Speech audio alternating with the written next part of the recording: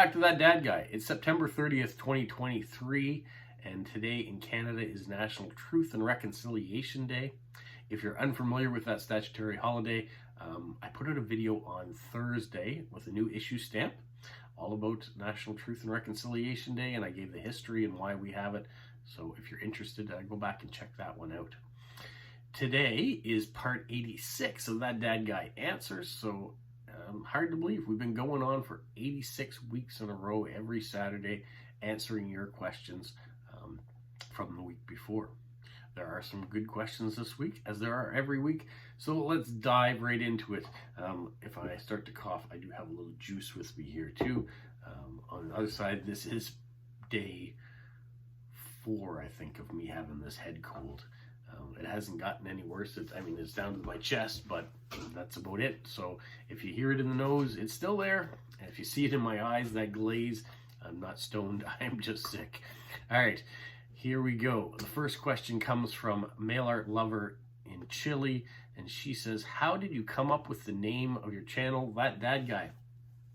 Well, we've got to go back to about, I think 2017 is when I started my YouTube channel.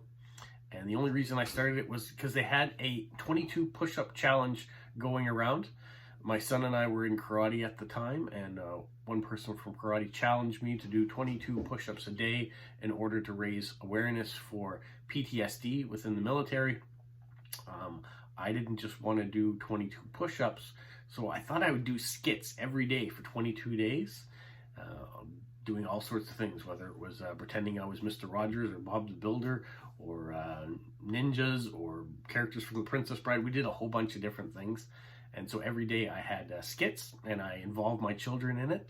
And so that's why I called it That Dad Guy.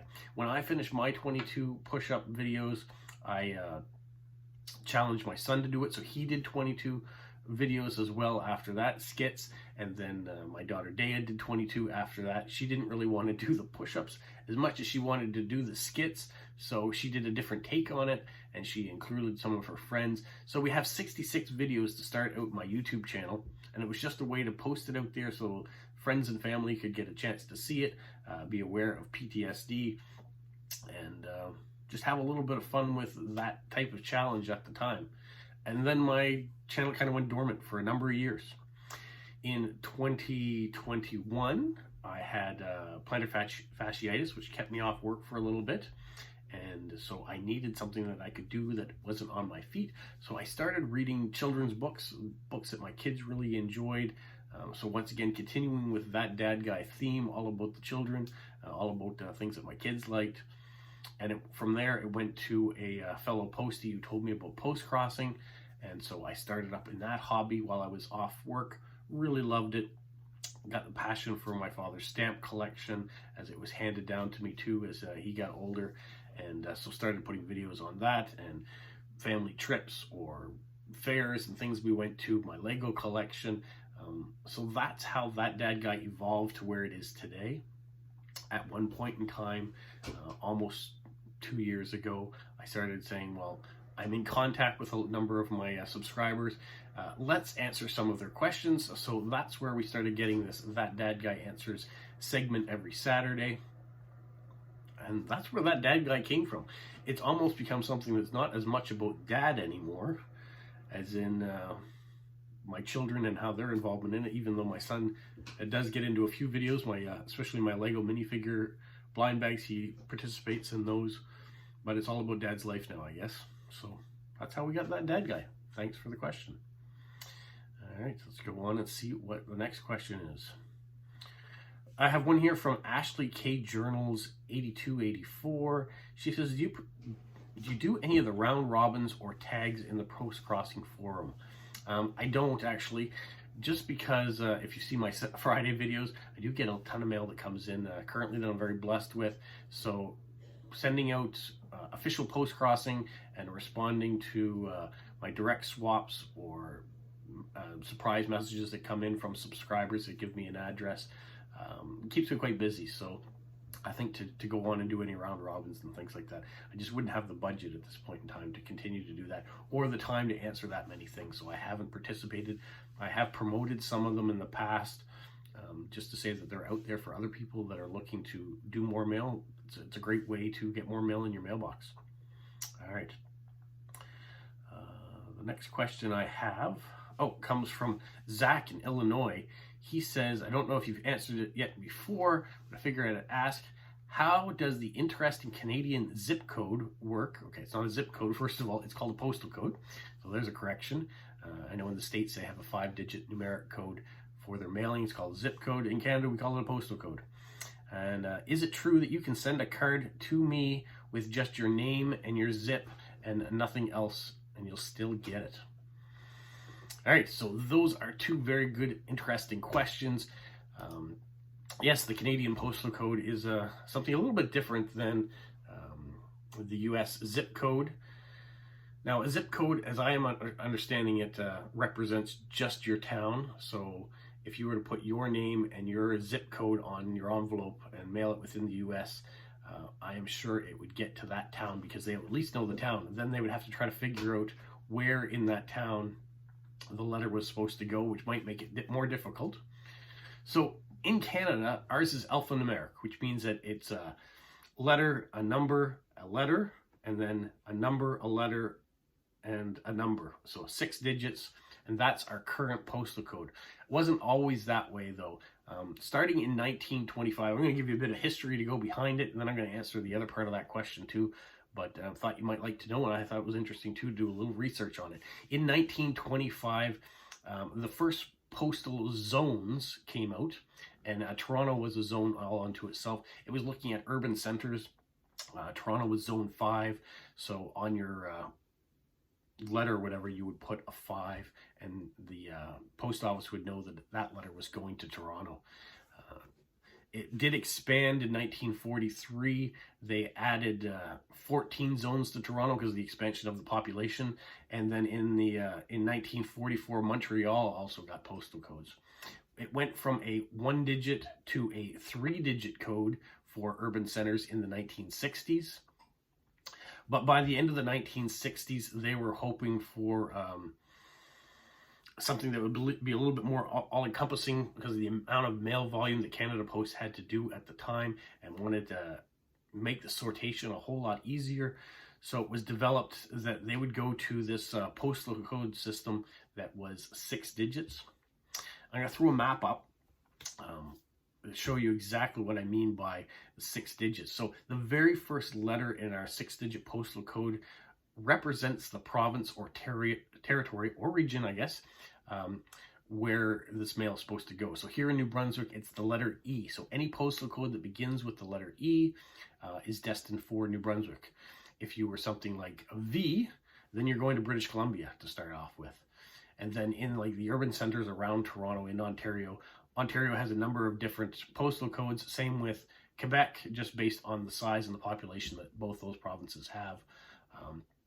H, for example, is Montreal. Anything beginning with H is just Montreal, but if you were in the rest of Quebec, you might have a different letter depending on your area. And then we have special postal codes after that. But so if you go from the H, the next thing in our postal code is a number. That number represents the town or city that you're supposed to be in. So I'm going to put a little code up here showing you what it would look like for the sortation. So the first letter is the province. The number after that represents whether it's urban or rural. And then the letter that follows that number is the region or district within that. The last 3 represent a specific area of a street. So you might have OB1 is the example I think that's here, and OB1 might represent one particular street. The 1 on it would indicate whether it is on the left side or the right side of the street. So you've gone from being, where in the province does it get sorted to? Is it going to a city or a rural area, urban or rural area? And then is it going to a specific district or community within that city? And then you're going to what street, what region is it going to? Is it going to be on the left side or the right side? So it is possible to have 5 or 6 houses that all have the exact same postal code, but you've narrowed it down quite considerably versus a zip code in the US that is just the town that comes in. So that is quite interesting. There is a, I'm trying to find something here that's really kind of interesting about, so when they decided to do this, it was in the 70s, the early 70s, 1974 exactly is when they decided that they wanted to go to a 6-digit postal code system.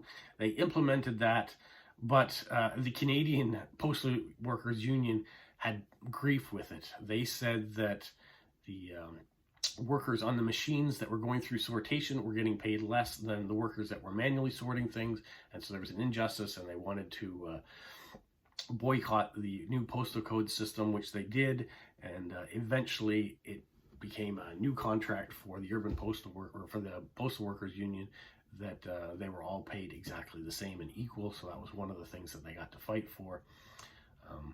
And then after that, they had an interesting thing came out. Canada Post decided that they were going to have a special slogan. So they did a promotional thing of postal codes, trying to get people to use postal codes. So in 1975, there was an advertisement in the Toronto magazine called the Byliner that generated controversy, showing a man writing a postal code on the bottom of a thonged woman with the following ditty. It said, "We're not stringing you along. Use postal codes. You'll thing our thong. Don't be cheeky. You've got them all. Please include them on the bottom."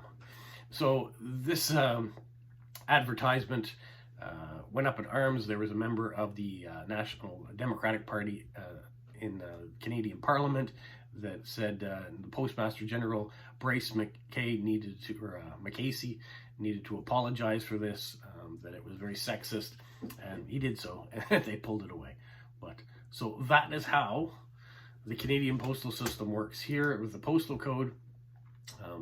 So the answer to your second question says, could you put my name and my postal code on an envelope and have it reach me? Theoretically, yes. Now, I know Kyler in Prince Edward Island did just that. He wanted to test the system, and he sent me a card for Prince Edward Island to Moncton, and it got to me. I've had letter mail that has said things in rural areas that were like, say, Janice LeBlanc, and she lives in the second house after the Green Barn, and that was the address. And when we got to those things, I mean, it had a postal code, or it had the town or something that on it, but we didn't have an address or a street or anything like that. And it found it to the right person. So in smaller communities, you know where everybody lives, especially the postmasters or the letter carriers sometimes that have been there their whole lives. They know where everybody lives. In the bigger centers like Montreal or Toronto or Vancouver, whatever, it would not be as easy to say Janice LeBlanc, Vancouver, and then send it. But with that postal code, if you have that correct, that gives you a fighting chance that if you say Janice LeBlanc at V1H031, you might find her. So, yeah. The other thing before I get off postal codes is that there are some special postal codes in Canada, ones that are reserved just for the military, for example. If you use that postal code, then military can send things, especially internal military. You can send things for free. But we also have the postal code HOH-OHO. So ho, ho, ho, that's Santa Claus's postal code here in Canada. The only discrepancy is H is reserved for Montreal. So that is what you would normally have an H for. But when it comes to ho, ho, ho, Santa Claus always gets his mail. So if you're in Canada and you mail a letter and you put Santa Claus and you put HOH-OHO, Santa's going to get your letter. All right. So, and that's one of the things why Canadians say that Santa Claus belongs to Canada, because ho, ho, ho is his postal code. All right, moving along. Thanks, Zach, for that great question. Wendy asked a question. She's from Canada. She said, you showed a postage stamp with the letter G on it. Did you find out the significance? I did do a video on that. The G that's overprinted on early Canadian stamps is all about government postage. So government organizations could buy postage, and they put the letter G on it during one period of time from 1949 to 63, I believe. And so that's what that stamp means. It was just government purchased postage to help reduce theft. If you want to hear more about that, you'll have to go back and check out that video.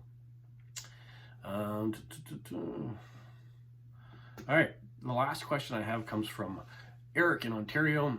And it says, I notice on your monitor behind you, there was a picture on the screen. Where is it and what is it? So yes, there is a picture on my monitor. Just look here real quickly here. It shows mountains and pictures. It is just a stock image that comes from Apple that they change every once in a while on my computer. I used to have pictures I took on it, but every once in a while you do a refresh or a reboot on your computer, and last time I did that, it just went back to this picture. So it has no significance to me. I don't know where it is. It could be in the South Pacific, who knows, but sorry for not having something more elaborate to tell you about that picture. Well, those are my questions for this week. I do want to go over the first Saturday of the month question. So every first Saturday of the month, I ask a question of you. I give you 1 month to send in a postcard with your answer to it so I can read them out and learn more about your areas. So for the month of September, I said, what is the fall activity in your area? So what do you do for fun in the fall? What's something special from your... I've received a few postcards. Next Saturday is October the 7th, which is the first Saturday in October. So I'm going to read out your responses. I'll also give you a new question for the month of August. So that will be next week. So any questions you leave on this video will be answered in 2 weeks' time. That's how that works. Next week, I devote the video to you guys, to reading your answers to my questions. So that is coming up. All right. What else do I have? Well, tomorrow is World Postcard Day, which means I've got a lot of postcards to write. I even have a lot more than I thought I would have to write. So I've got a bunch I've got to pick out. I'm going to start prepping for that today. I think I have a place that I can go and get it stamped to send a post office that may actually be open tomorrow. So I'm fingers crossed on that I will get that. But one thing I did learn, if you haven't seen my World Postcard, that is what I created, Polo. And when I ordered these cards through Canva, I ordered 50, and that's what they charged me for, but they sent me 100. So I have an additional 50 postcards that haven't been earmarked for anyone or anything yet. So if you're interested in that postcard, and I haven't sent you one already, send me a message. I'm looking for the World Postcard Hug mailboxes. So if you happen to have those, that's what I would prefer to get in return. I'd like to try to collect as many countries as I can and then show a video of all those different ones. That would be my goal. But if you don't, I understand, and you just want to do a trade for one of these guys, I'd be happy to do that. So just leave me a comment on it, or contact me either through my email. Yeah, send me a message on Instagram. You can do any of those things, and we can swap addresses. So my address is in the video, but I would like to know if you're sending something so I can do something and get your address to send something back so you can get one of these polo cards. That's my rant. That's my rave. So for right now, I am going to get some postcards prepped and ready for the next couple days so they can go out tomorrow and drink my juice and try to get better. Have a magical week. What, Polo?